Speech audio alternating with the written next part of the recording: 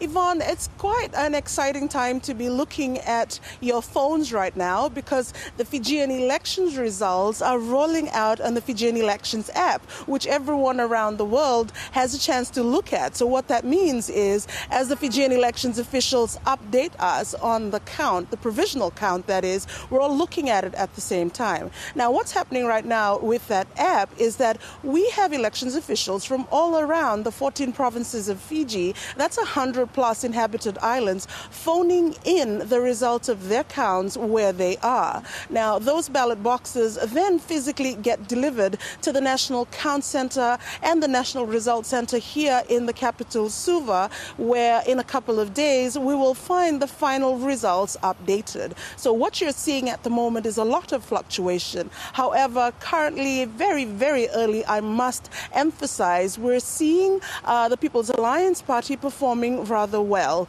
Not too far behind them and sometimes overtaking them in this early race is, of course, the ruling party, the Fiji First Party. The National Federation Party is the surprise at the moment, bringing in very good numbers and beginning to make an impact. But as I've mentioned before, this is very early in the game. A couple of thousand voting, a couple of thousand votes being counted. So not results that you should be taking too seriously. However, we do know that by the morning we should start to see a clear indication of where we're headed in terms of the next government that Fiji will have.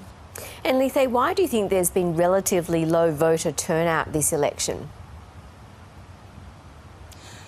Yvonne, we were told as of close of polling today that only 52% of the 690,000 plus registered voters have turned out. Now, we're in the middle of final exam season for high schools and primary schools all around the country. So there are a lot of Fijian families that are near their students, that are keeping at home, staying close to the students and supporting them at this time.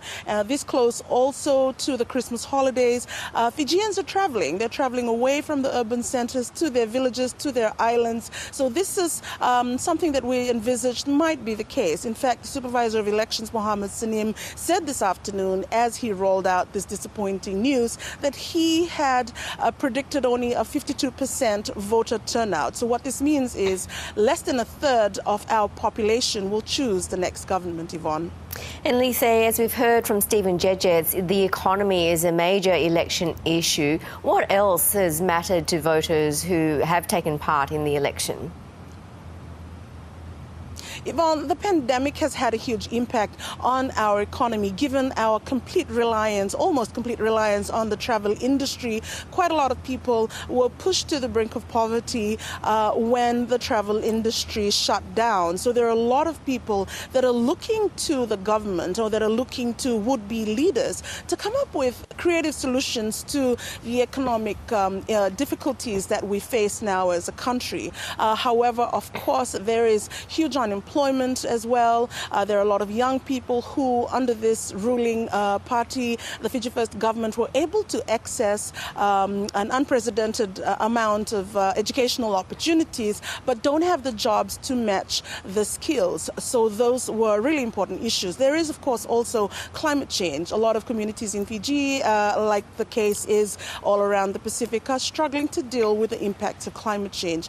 People in Fiji, however, have made an overwhelming call for a more just, more accountable and better governing government. Well, Lice, we will find out the results hopefully the next morning, as you say, or within the next day. Thank you so much for updating us. We'll cross to you again later on. Vinaka, Yvonne.